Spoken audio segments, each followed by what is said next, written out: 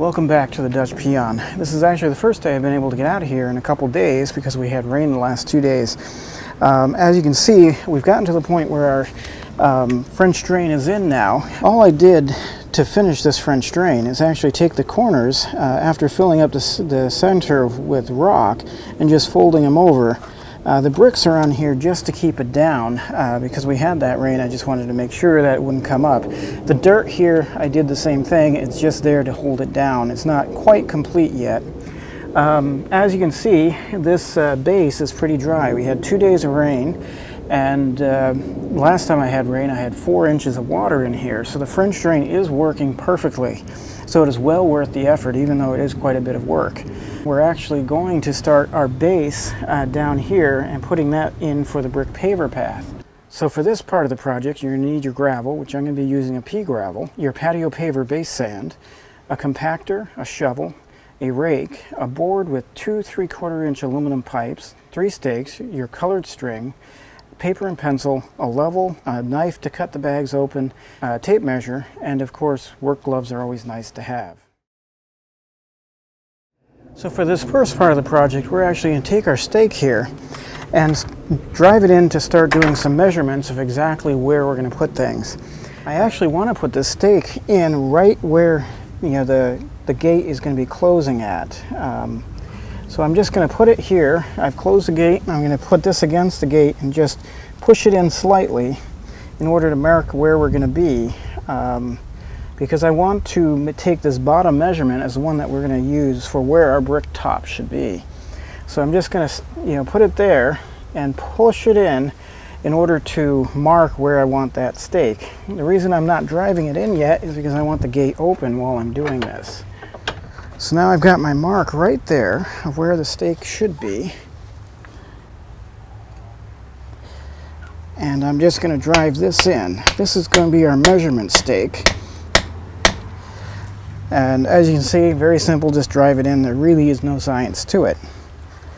So directly in line with this stake, I'm going to put my second stake and just drive it in towards the side of this gate here.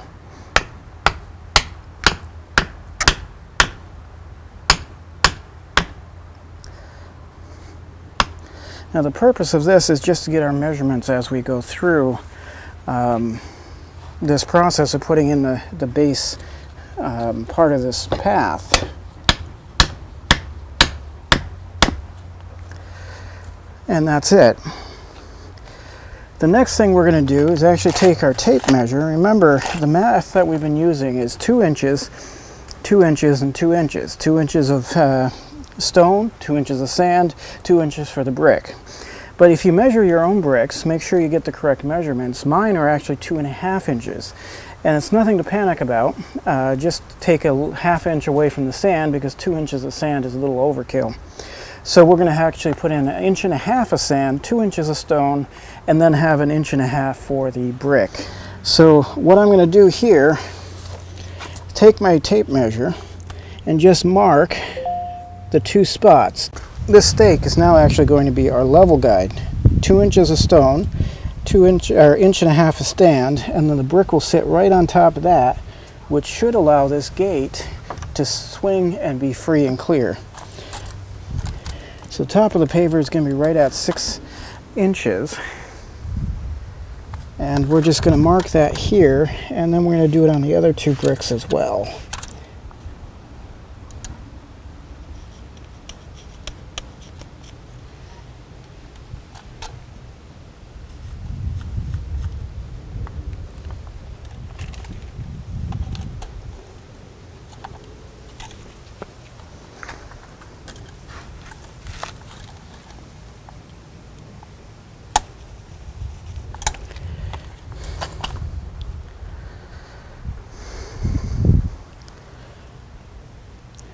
And I'm just going to take my colored string and make sure it's at that 6-inch mark.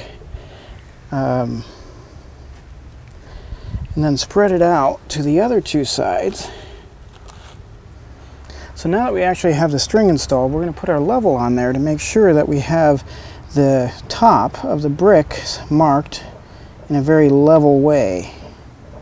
If we don't, we just need to lower or raise the string slightly. Okay, that's level. Now we're going to do here, and what I'm doing with the brick is just giving the level a spot to sit. So I'm just holding the brick up to the level so it's not really pushing it on the string. That way when this thing sits on it, it will actually take a measurement instead of pushing it down. So now that we actually have the pink line installed, this is marking the top of our brick pavers. So the first thing we're actually going to do is start installing our base, which is the gravel. So 2 inches of gravel to get it up to that level, and then we'll just make sure the whole thing is even and level as we go. So here we are. We've got our pea gravel, and there is no science to it. We're just literally going to dump it in here and then rake it smooth, make sure it's level, and then go on with the sand. Now this base doesn't necessarily have to be perfectly level because you're going to have the sand on top of it, and that part is going to have to be perfectly level. But with the closer you can get to perfectly level with the stone, your sand is going to be a lot easier to deal with. So we're just going to take this gravel and just start pouring it in here.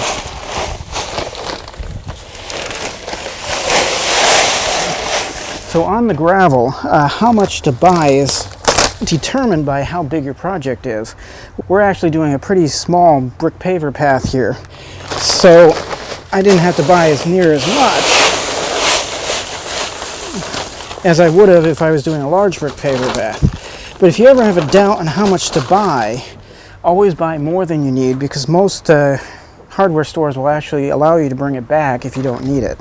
I now have 4 bags of gravel in this hole, and it's not near even, so I'm just going to take the rake and push it to the sides and try to even this out a little bit in order to figure out where we are and how much more gravel we're going to need.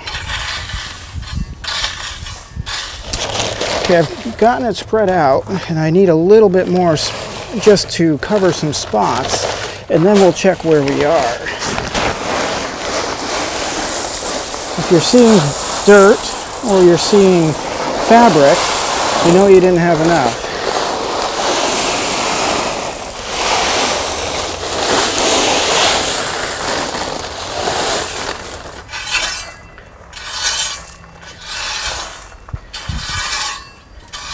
So we're just smoothing the top of it off to try to figure out where we are. And as you can see, we've got quite a distance to go yet. We have about 3/4 of an inch more stone that we're going to need. But before we start pouring more stone, we're actually going to take our compactor here and just tap it down. If this was actually a larger project, I'd probably be renting a compactor instead of using a hand one. But again, the whole point of the Dutch peon is to do things as cheaply as possible. The other thing you're going to want to compact is the dirt that you put in over the rest of the French drain. Now as you're compacting this, just make sure you get the entire section of gravel. Otherwise you're going to have some that is compacted and some that is not.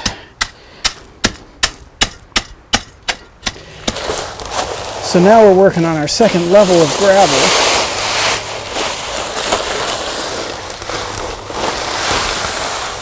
And with this second level of gravel, we're hoping to bring it up to that 2-inch mark that we're going to need it at. And then we'll have to level it out and stamp it down again as well.